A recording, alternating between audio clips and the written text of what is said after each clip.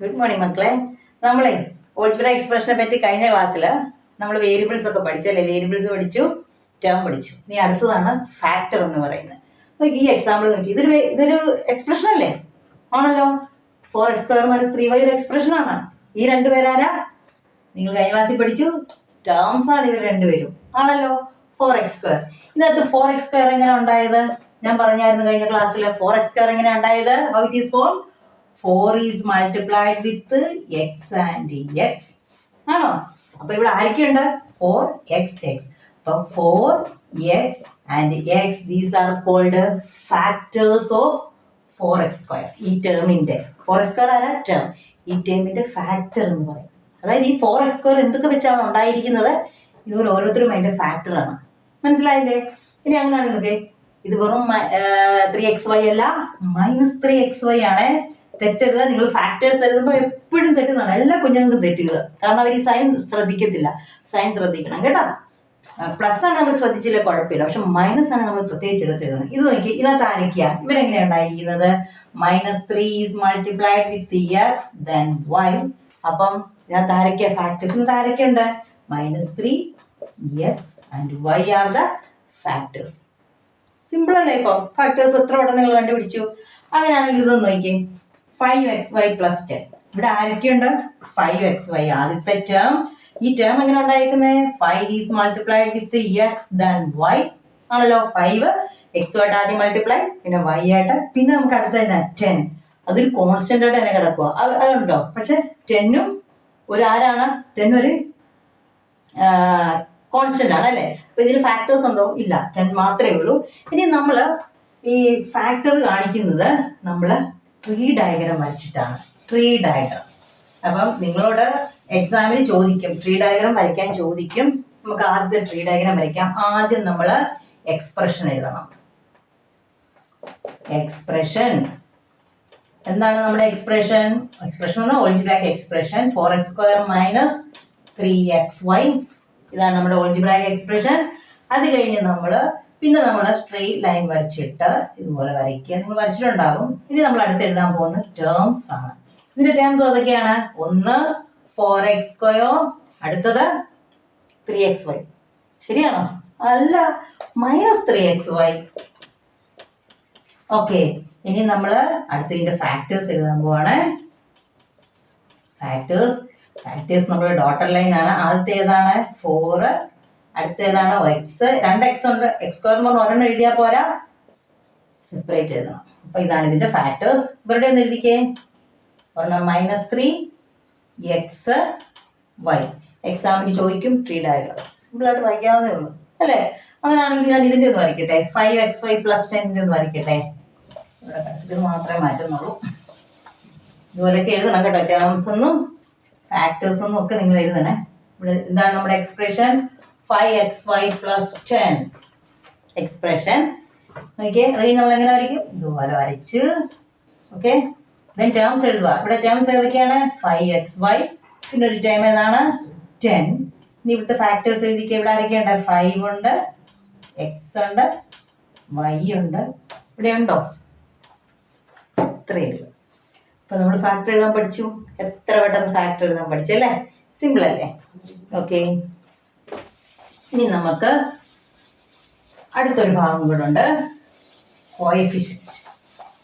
അടുത്ത് നമ്മൾ പഠിക്കാൻ പോകുന്നതാണ് കോഎഫിഷ്യന്റ്.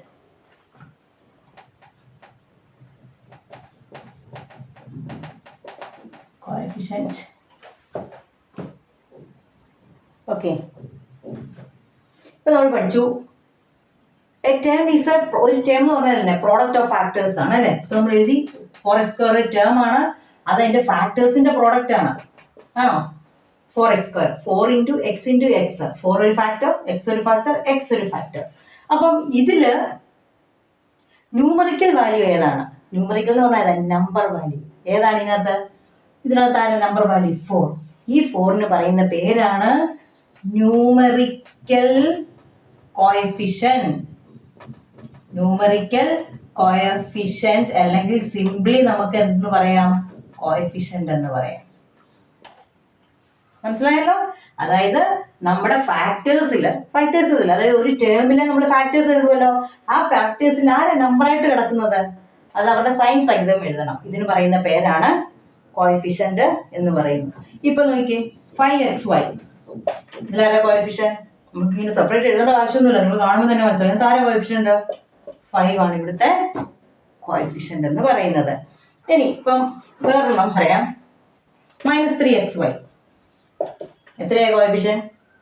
3 അല്ല, 3 -3 ആയിരിക്കും അതിന്റെ കോഎഫിഷ്യന്റ്, ന്യൂമറിക്കൽ കോഎഫിഷ്യന്റ്. നമ്മൾ സിംപ്ലി കോഎഫിഷ്യന്റ് എന്ന് പറയും. പക്ഷേ ഒരു എക്സ്പ്രഷന് ന്യൂമറിക്കൽ കോഎഫിഷ്യന്റും ഉണ്ടാകും, ഓൾജിബ്രായിക് കോഎഫിഷ്യന്റും ഉണ്ടാകും. അതിനെപ്പറ്റി നമുക്ക് പറയാം. അതായത് ഇപ്പൊ നമ്മള്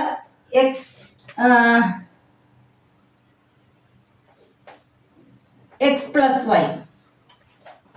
വൈ ഇതെന്ന് പറയുന്നത് ഇതൊരു വേരിയബിൾ ആണ്, ഇതൊരു വേരിയബിൾ ആണ്.